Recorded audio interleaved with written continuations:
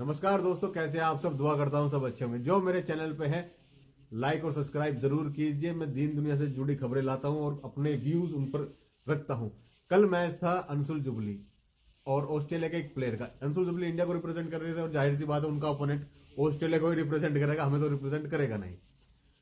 UFC के अंदर MMA जो होता है, मिक्स मार्शल आर्ट, एक स्पोर्ट्स होता है जिसमें आप लात, गुस्से, मुक्के, रेसल वेसल सब कुछ कर सकते हैं। और 4-5 राउंड होते हैं 55 मिनट के। और इसमें आप कई बार उसको नॉकआउट कर देते हैं ओपोनेंट को, या ओपोनेंट पिंग कर देता है, खुद ही हार मान लेता है with in a certain period of a time जो दिया गया होता है। और दूसरी चीज ये है कि वो 5 जजेस बैठे होते हैं, 4-5 राउंड के बाद जिसने ज्यादा पंचेस लाइन किए, जिसने ज्यादा पॉइंट लिए, वो विनर डिसाइड होता है। उस तरीके से इंडियन प्लेयर अंशुल जुबली दूसरी फाइट थी। पहली फाइट में थोड़ी डिटेल देता हूं। पहली फाइट उन्होंने काफी ठीक ठाक लड़ी एज अ क्या बोलते हैं फ्रेशर, एज अ फ्रेशर वो पहली फाइट थी उनकी। और जब वो रिंग के अंदर थे तो हमें लग रहा था ठीक है यार, चलो कोई बात नहीं, हार गया।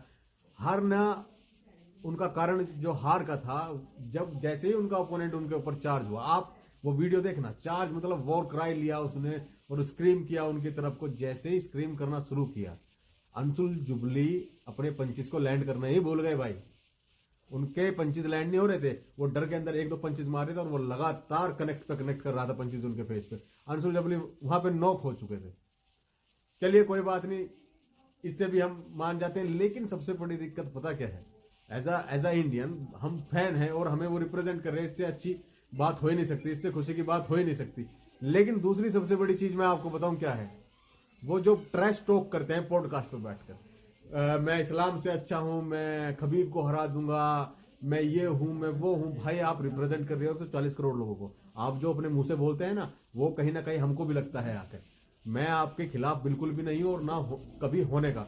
लेकिन सबसे बड़ी बात पता क्या है, लोग बाग मजाक उड़ाते हैं। आप 19 सेकंड, कल आपका मैच था, आप 19 सेकंड में नॉक हो गए। कोई भी प्लेयर हो सकता है नॉक, कोई भी हो सकता है।